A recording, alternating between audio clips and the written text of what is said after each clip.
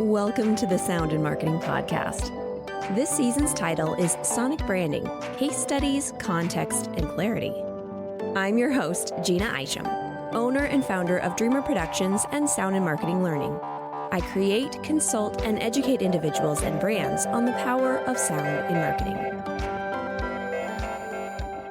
I spent the holidays thinking about how to format the upcoming season, and here's where I landed. The problem with making sound on purpose, as I call it, is that everyone defines it differently.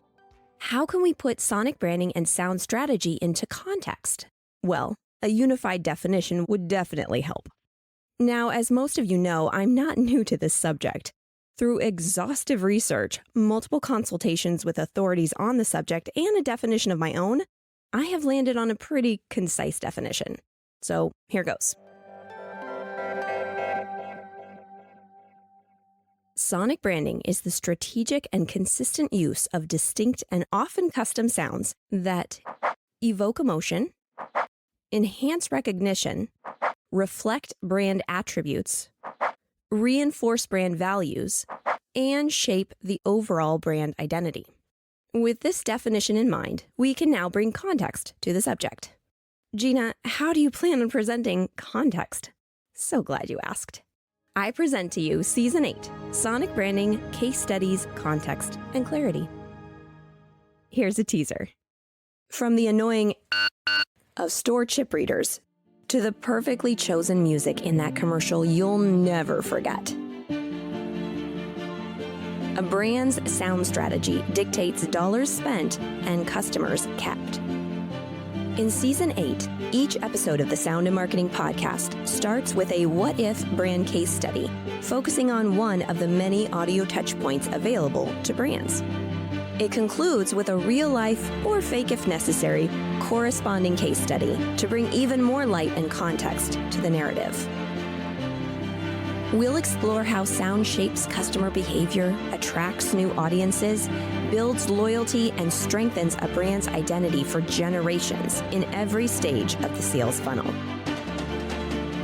In the race for brand attention, sound on purpose makes all the difference. Sound done right is a brand's best friend. Sound done wrong is a brand's worst nightmare. That's a lot to take in. It might be best to sit back, relax with a cup of joe, and process things. My go-to thinking mug has to be the Make Sound on Purpose mug. Have you heard about it? Sometimes sound is too much, but the right sound can be perfection. That's when I turn to a warm beverage in my go-to mug. The Make Sound on Purpose mug is that perfect reminder that every strategically placed word matters, and every purposely positioned sound is perfection. A big thank you to Sound in Marketing Learning and Dreamr Productions for centering my day. It's a nice reminder that taking the time to make sound on purpose matters. Get yours today. Links can be found in the show notes. Back to you, Gina. Thanks, Suze. Season 8 is just around the corner. But in the meantime, there are over 100 episodes of the Sound and Marketing Podcast to catch up on. Here are just a few to get you started. They are also specifically relevant to the upcoming season, so go get it. The sound of General Motors. We want to make sure the sound which is pleasant yet alerting. It's a very delicate balance of meeting the legal requirements versus making the customer happy. That's where the whole challenge of sound design starts. POS, retail's weakest link. Our memory of an experience is largely dependent on what we were feeling at the extreme or peak moment of the experience and what we were feeling when the experience ended.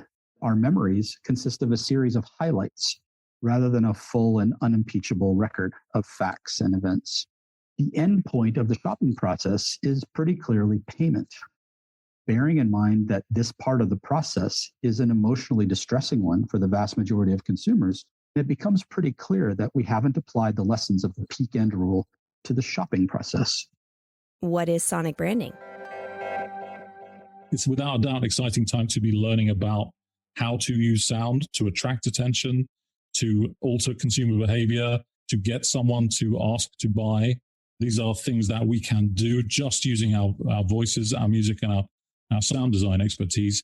So the opportunity is much bigger than any one of us can really point to right now. Are jingles better than sonic logos?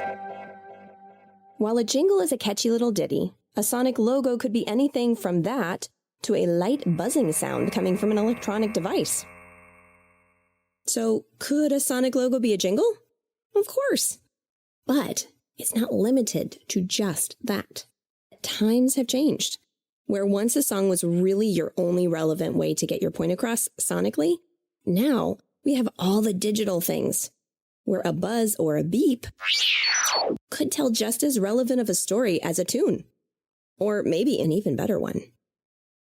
Left Coast Airlines. Happy clouds for normal people. Sound in the shopping experience.